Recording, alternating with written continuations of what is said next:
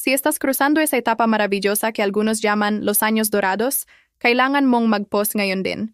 Itigil mo muna ang ginagawa mo, huminga ng malalim at manatili sa akin sa susunod na mga minuto, dahil ang ibabahagi ko sa iyo ay maaaring ang pinakamahalagang usapan tungkol sa iyong kalusugan sa loob ng maraming taon. Hindi ako nagmamalabis kapag sinasabi ito.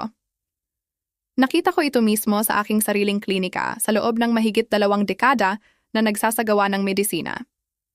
Ako si Dr. Mateo Reyes. Dalubhasa ako sa geriatria at mahigit 20 taon ko nang inihahandog ang buhay ko sa propesyon upang maunawaan kung paano tumatanda ang katawan ng tao, kung paano tayo makakapag-intervene sa tamang panahon, kung paano hindi lang pahabain ang buhay, kundi tunay na mapahusay ang kalidad ng bawat taon. Naging pribilehiyo ko na makaupo sa harap ng libu-libong tao na mahigit 60, 70 at 80 taong gulang. Narinig ko ang kanilang mga kwento, sinuri ko ang kanilang mga pagsusuri, sinamahan ko ang kanilang sakit, at naging saksi rin ako sa mga pagbabagong hindi nakikita ng karamihan sa mga doktor dahil hindi sila naglalaan ng sapat na oras upang obserbahan. At sa lahat ng panahong iyon, natuklasan ko ang isang bagay na lubhang nag-aalala sa akin. May serya ng mga mga pang-araw-araw na bagay na ginagawa ng karamihan sa mga nakatatanda araw-araw nang hindi iniisip ng 2 beses, na tahimik na ninanakaw ang kanilang lakas, talas ng isip, kalayaan, at ang pinakamasakit sa lahat, ang kanilang kagalakan. Ang higit na nag-aalala sa akin ay hindi na umiiral ang mga gawing ito. Ang nag-aalala sa akin ay walang nagsasabi sa kanila na nakakapinsala ang mga ito. Hindi ang kanilang doktor sa barangay, hindi ang telebisyon, hindi ang mga leaflet na ibinibigay sa health center, wala. Ngayon ay babaguhin natin iyon. Bago tayo tuluyang pumasok sa listahan, nais kong malaman mo ang natuklasan ng mga mananaliksik sa National Institute on Aging matapos pag-aralan ang mahigit 12,000 matatanda na nasa 60 hanggang 15 taong gulang sa loob ng 1 dekada. Ang mga kalahok na nagawa lamang alisin ang 3 sa kanilang mga nakakapinsalang gawi araw-araw ay may 61% na mas mababang posibilidad na magkaroon ng malaking pagkasira sa pisikal na kalagayan. Bukod pa rito, sila ay 47% na mas mababa ang posibilidad na magkaroon ng mga problema sa pag-iisip, at ang kanilang iniulat na kalidad ng buhay ay halos doble kumpara sa mga walang ginawang pagbabago. Doble. At ang pinakamagandang balita sa lahat ay ang karamihan sa mga taong iyon ay nagsimula ng mga pagbabagong ito pagkatapos ng 9 taong gulang. Ibig sabihin, kahit saan ka pa ngayon, hindi kailanman huli para magsimula. Ngayon, ang unang punto sa ating listahan ngayon ay isang bagay na napakapangkaraniwan, napakalalim na nakaugat sa rutina ng halos lahat ng nakatatanda, na malamang ginawa mo pa kaninang umaga nang hindi iniisip kahit 1 segundo. At ginagarantiya ko na kapag narating mo ang puntong iyon, ay nais mong ibahagi ang video na ito sa isang taong mahal mo. Pero una, tatalakayin natin mula numero 7 hanggang numero 1, mula sa mahalaga hanggang sa lubusang nagbabago. Nagsisimula tayo sa isang bagay na mukhang walang kasalanan tulad ng punong plato, kumain ng 3 malalaking pagkain sa isang araw, agahan, tanghalian at hapunan. Ang estrukturang ito ay itinuro sa atin ng ating mga ina, pinatibay ng mga aklat sa nutrisyon sa loob ng mga dekada, at sinunod natin ng tapat sa buong buhay. Ang problema ay walang nagpaalam sa atin tungkol sa isang mahalagang bagay na nangyayari sa ating katawan pagkatapos ng 65 taong gulang. Ang sistema ng pagtunaw ay nagsisimulang gumana sa ibang paraan.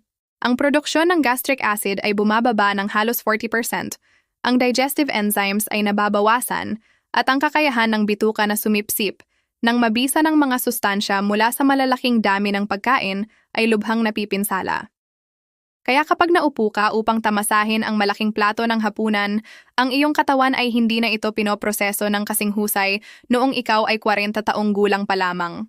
Maaring kalahati lamang ang maproseso, maaring magdulot ng pamamaga, maaring iwan kang namamaga o pagod nang hindi mo maintindihan kung bakit. Natuklasan ng mga mananaliksik sa Institute of Longevity ng University of Southern California na ang mga nakatatanda na lumipat sa 4 o 5 maliliit na pagkain na ipinamahagi sa buong araw ay nakamit ang 34% na pagbuti sa synthesis ng protina at 28% na pagbaba sa mga marker ng systemic inflammation sa loob lamang ng 12 linggo. Isipin ang iyong sistema ng pagtunaw. Pagkatapos ng 50 bilang isang mas pinong makina na hindi na nangangailangan ng malalaking karga ng sabay-sabay. kundi maliliit at madalas na supply upang gumana sa pinakamainam na bersyon nito. May pasyente ako, si Tita Marites, 24 taong gulang, na dumating sa aking klinika na lubusang pagod. Namamaga pagkatapos ng bawat pagkain at kumbinsido na may malubhang nangyayari sa kanya. Nang suriin ko ang kanyang pagkain, natuklasan ko na kumakain siya ng maliit na agahan at pagkatapos ay malaking hapunan na isa sa pinakamasamang pattern para sa isang tumatandang katawan. Inayos namin ang kanyang pagkain sa 5 maliliit na pagkain na may sapat na protina ng kalidad at malusog na taba. Sa loob ng 2 buwan, sinabi niya na parang nakabalik siya ng 10 taon ng sigla. Dapat maglaman ang bawat pagkain ng 25 hanggang 30 gramo ng protina. Dahil pagkatapos ng siprinti ang katawan ay nangangailangan ng mas maraming protina kada kilo ng timbang kaysa noong 30 taong gulang. Ang mga kalamnan ay nagiging hindi gaanong mahusay sa pagsagot sa mga signal ng protina, kaya kailangan mong bigyan sila ng higit pa upang mabalanse ang natural na pagbabagong iyon. Samahan ang bawat pagkain ng maliit na halaga ng malusog na taba tulad ng extra virgin olive oil o avocado. Hindi lamang para sa lasa, kundi dahil lubhang pinapahusay nito ang pagsipsip ng mga bitamina na natutunaw sa taba na kailangan ng iyong immune system at buto. Lumipat tayo sa susunod na punto, ang mahahabang at mainit na paliguan. Alam ko kung ano ang iniisip mo. Ang mainit na paliguan sa umaga ay isa sa maliliit na kasiyahan ng araw at lubos kong nauunawaan iyon. Pero kapag naintindihan mo kung ano ang nangyayari sa iyong balat at sistema ng sirkulasyon pagkatapos ng pumayga taong gulang, titingnan mo ang paliguan sa ibang paraan. Sa pagtanda, ang balat ay gumagawa ng kapansin-pansing, mas kaunting natural na langis. Ang mga glandula ay nababawasan ang aktibidad. Ang layer ng balat ay nagiging mas manipis at marupok at ang kakayahang mapanatili ang kahalumigmigan ay lubhang bumababa. Ang napakainit na tubig, lalo na sa mahabang panahon, ay inaalis ang nabawasang lipid barrier ng balat na nagdudulot ng tinatawag sa medisina na transepidermal water loss. Sa madaling sabi, pinatutuyo nito ang balat mula sa loob palabas, na nagiiwan nito na madaling magka-irritation, pamamaga at impeksyon. Isang pag-aaral ng Johns Hopkins ang nagpakita na ang mga nakatatanda na mahigit 65 taong gulang na nagpaligo araw-araw sa mainit na tubig ng mahigit 10 minuto ay may 52% na mas mataas na rate ng chronic dry skin conditions at kapansin-pansing mahinang immune barrier sa balat. Pero may isa pang bagay na bihirang banggitin. Ang napakainit na paliguan ay mabilis na nagpapalawak ng mga daluyan ng dugo, na nagdudulot ng biglaang pagbaba ng presyon ng dugo. Pagkatapos ng 70, ang sistema ng cardiovascular ay mas matagal bago mabalanse ang mga biglaang pagbabago sa presyon. Isa ito sa mga pinaka-underestimated na sanhi ng pagkahilo at pagkahulog sa banyo sa mga nakatatanda. Ang banyo ay statistikong ang pinakamapanganib na silid sa bahay para sa mga mahigit 55 taong gulang. At ang temperatura ng paliguan ay isang nakatagong salik na kakaunti ang nakakaalam. Ang solusyon ay hindi ang pagtigil sa paliligo. I-adjust ang temperatura sa maligamgam, kaaya-aya pero hindi labis. Limitahan ang tagal sa 8 minuto o mas kaunti at pagkatapos maligo, habang bahagyang basa pa ang balat. Lagyan ng moisturizing cream na mayaman sa ceramides upang malak ang mahalagang kahalumigmigan. Kung nais mong higit pa, isaalang-alang ang pagtatapos sa 30 segundo ng malamig na tubig. Ang teknik na ito na tinatawag na contrast hydrotherapy ay napatunayan sa mga pag-aaral ng University of Oregon na nagpapabuti sa vascular tone at binabawasan ang pagkapagod sa mga nakatatanda na nagiiwan ng pakiramdam ng bagong lakas na inilalarawan ng marami bilang kahanga-hanga. Ngayon narito na tayo sa isa sa mga pinakamapanganib na mito na paulit-ulit kong nakikita sa aking practice at ang pagtitiyaga nito ay nagkakahalaga sa mga nakatatanda ng mahahalagang taon ng kalayaan at kalidad ng buhay. Pinag-uusapan ko ang pag-iwas sa strength training dahil sa pananakit ng mga kasukasuan. Ang ideya na kung masakit ang tuhod o balakang ay dapat magpahinga at huwag mag-ehersisyo ay mukhang lohikal sa unang tingin. Pero ang agham ay nagsasabi ng kakaibang kwento. Ang mga kalamnan at buto ay hindi gumagana ng hiwalay. May patuloy na synergy sila. Kapag humina ang mga kalamnan, nagdudulot sila ng higit na presyon sa mga kasukasuan, hindi mas kaunti, na nagpapalala sa sakit at nagpapa-accelerate ng pagkasira. Ang pag-iwas sa resistance training pagkatapos ng 65 ay nagpapa-accelerate ng tinatawag na sarcopenia, ang unti-unting pagkawala ng muscle mass na kaugnay sa pagtanda. Pagkatapos ng 70, ang katawan ay maaaring mawalan ng hanggang 3% ng muscle mass kada taon kung walang aktibong ehersisyo. Sa edad 80 na, maraming nakatatandang walang ehersisyo ay nawalan ng 30 hanggang 40% ng kalamnan na mayroon sila noong 50. At ang kalamnan na iyon ay hindi lamang bagay sa hitsura, ito ang nagpapanatili sa iyo na matuwid, nagpoprotekta sa pagkahulog, nagpapanatili ng mahusay na metabolismo, at nagpoprotekta sa density ng buto. Isang makabagong pag-aaral ng isang universidad ay sumunod sa mga nakatatanda na nasa 72 hanggang 98 taong gulang na sumali sa Progressive Resistance Training 2 beses kada linggo. Pagkatapos lamang ng 3 linggo, nagpakita sila ng average na 113% na pagtaas sa lakas.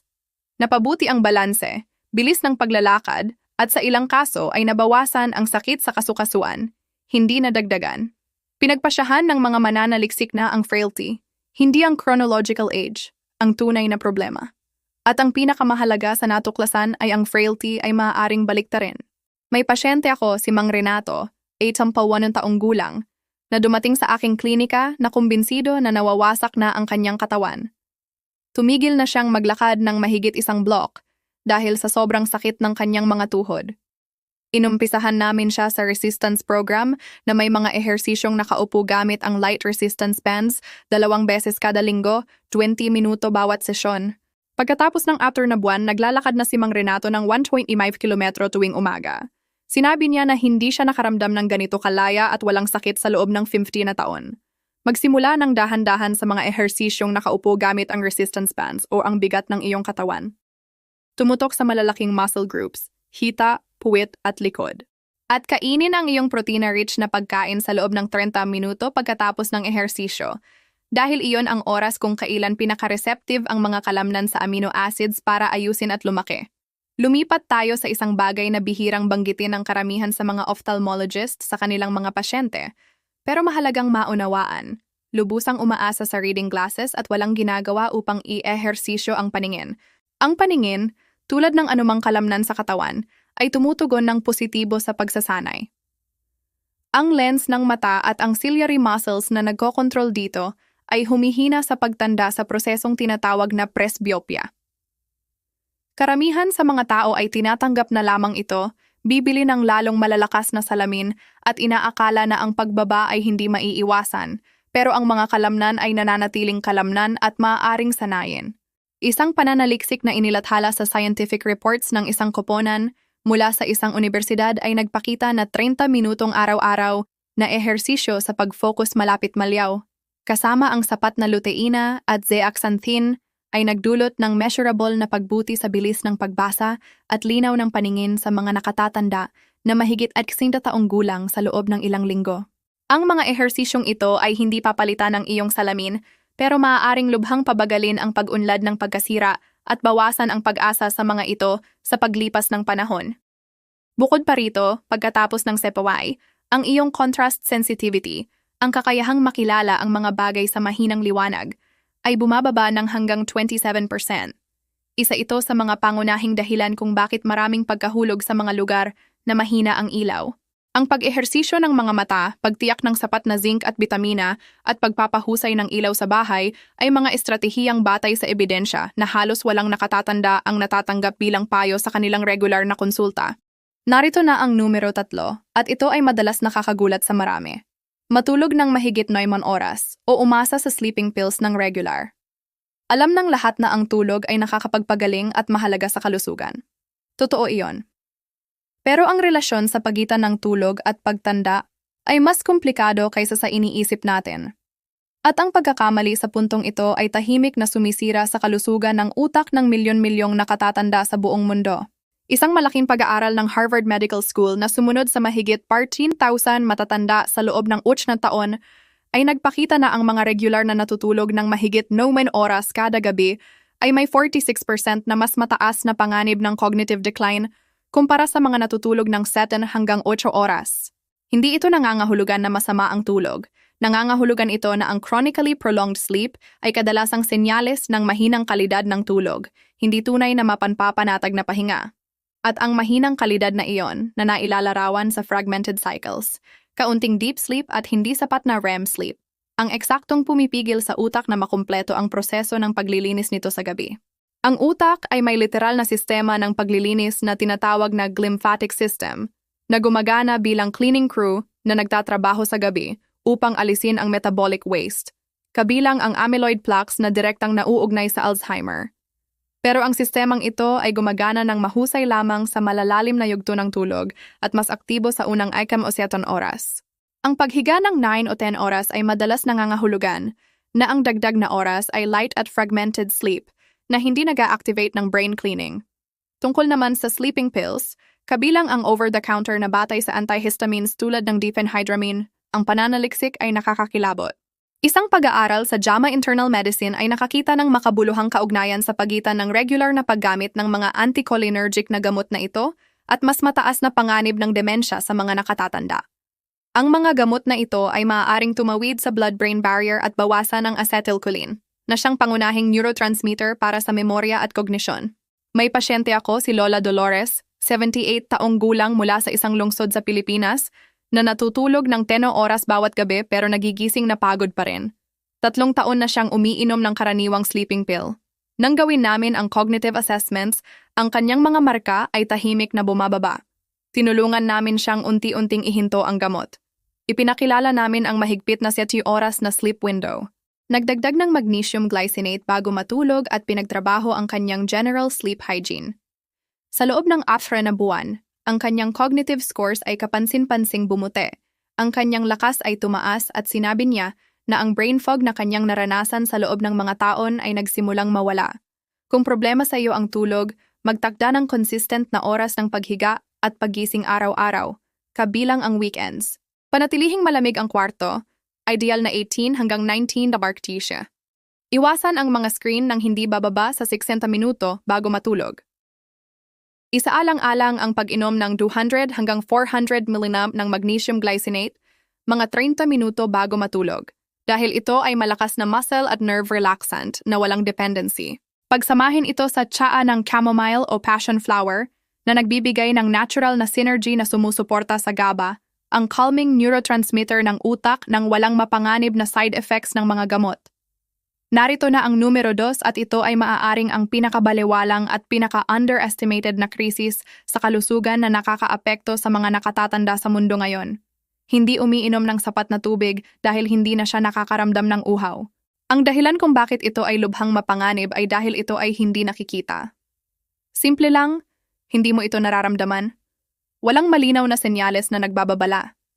Narito ang pangunahing biological na paliwanag. Habang tumatanda tayo, ang hypothalamus, ang bahagi ng utak na nagre-regulate ng pakiramdam ng uhaw, ay nagiging unti-unting hindi gaanong sensitibo sa mga pagbabago sa hydration levels. Pagdating sa 70 taong gulang, karamihan sa mga matatanda ay nakararanas ng tinatawag na blunted thirst response.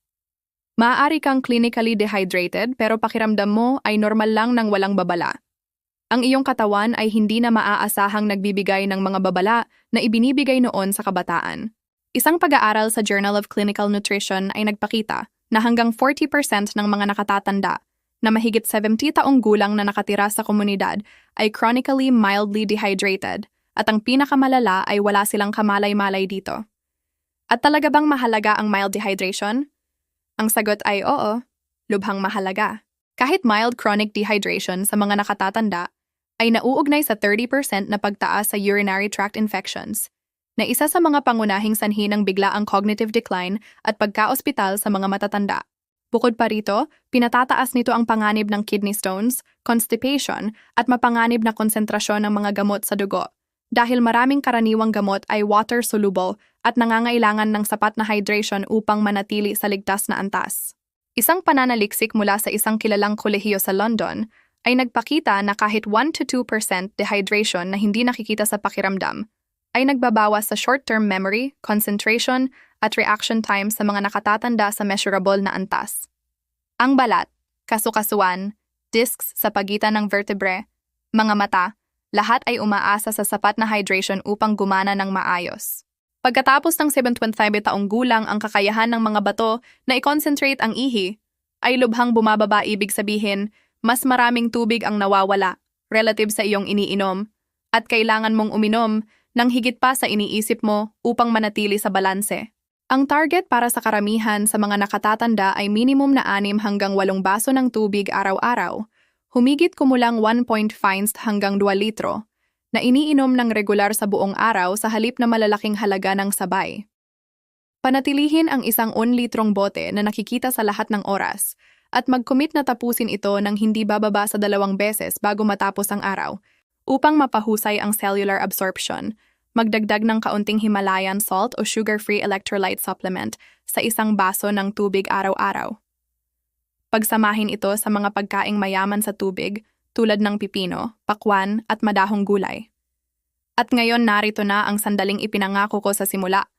Ang numero 1, ang pinakanagbabago at pinaka-hindi inaasahang gawi sa listahan. Umupo sa unang 30 minuto pagkatapos magising. Alam kong hindi mo ito inaasahan pero pakinggan mo ang sinasabi ng agham dahil ito ay tunay na kahanga-hanga. Ang katawan natin ay may tinatawag na cortisol awakening response. Sa unang 30 hanggang 45 minuto pagkatapos magmulat ng mata, ang cortisol, ang ating pangunahing hormone ng alertness at enerhiya, ay natural na tumataas ng 50 hanggang 100% sa itaas ng basal level nito. Ito ang biological clock ng iyong katawan.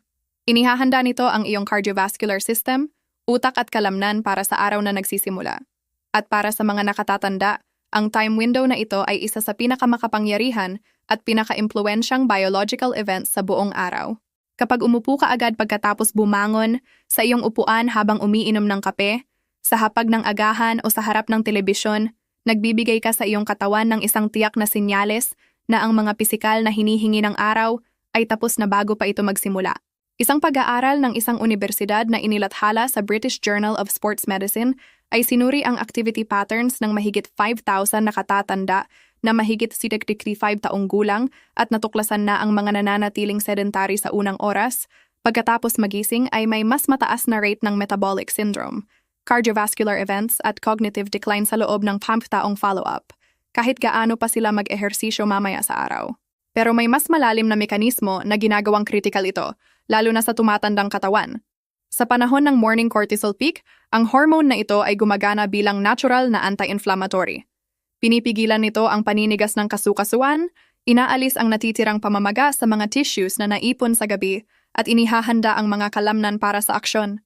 Kapag nanatili kang nakaupo at hindi gumagalaw sa mahalagang window na ito, walang mapupuntahan ang cortisol upang gampanan ang layunin nito. Nag-iikot ito ng hindi nagagamit, at ang chronically misused cortisol ay direktang nauugnay sa pagtaas ng visceral fat, pagkawala ng bone density at mahinang immune function.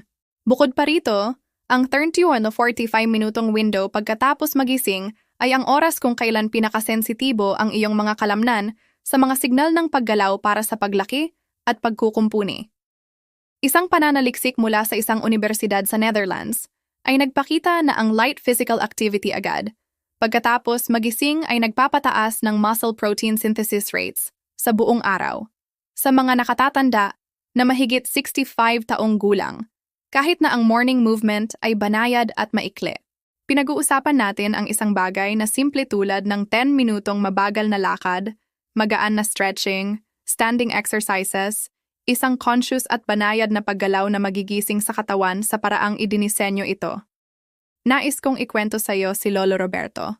Si Lolo Roberto ay 77 taong gulang at 12 taon nang retired nang dumating sa aking klinika. Nakasanayan na niya ang isang routine sa umaga. Magising, magtimpla ng kape, umupo sa kanyang recliner, manood ng balita sa loob ng 1 oras at pagkatapos ay kumain ng agahan. Sinabi niya na wala siyang lakas. Masakit ang kanyang mga kasukasuan tuwing umaga sa unang 2 oras. Parang may ulap ang kanyang isip hanggang hapon. Ang kanyang mga pagsusuri ay nagpakita ng elevated inflammatory markers, pre-diabetic glucose levels, at mababa ang testosterone para sa kanyang edad. Isang pagbabago lamang ang ginawa namin. Sa loob ng 21 araw, nagsumikap si Lolo Roberto na maglakad ng 10 minuto sa labas sa loob ng unang 15 na minuto pagkatapos magising, bago ang kape, bago ang upuan, bago ang telebisyon.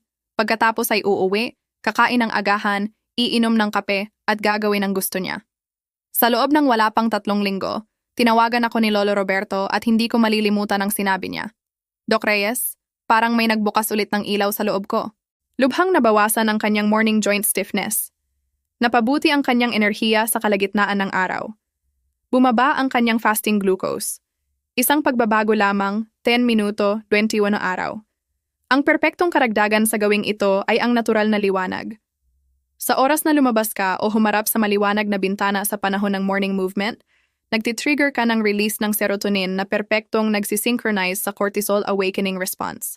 Ang kombinasyong ito ay nag-e-establish ng iyong circadian rhythm para sa buong araw, pinapahusay ang produksyon ng melatonin sa gabi, pinapanatag ang mood at napatunayan sa maraming pag-aaral na binabawasan ang panganib ng seasonal depression sa mga nakatatanda. Ang morning movement kasama ang natural na liwanag ay isa sa pinakamakapangyarihan, pinakamurang at pinakawalang side effect na interbensyon sa lahat ng longevity medicine at halos walang nagsasalita tungkol dito. Lahat ng sanggunian sa mga pag-aaral na binanggit ko ngayon ay nakalink sa description ng video na ito. Inanyayahan kitang basahin ang mga ito, palalimin at dalhin sa iyong susunod na medikal na konsultasyon.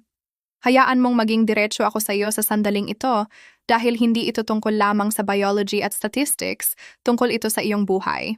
Tungkol ito sa pagpapasya kung gugugulin mo ang susunod na dekada na nanonood sa paglipas ng panahon, mula sa isang upuan o kung sa halip ay naroroon ka may kakayahan malaya at tunay na buhay, sa bawat lugar na pinagtatalunan mo sa bawat sandaling nararanasan mo.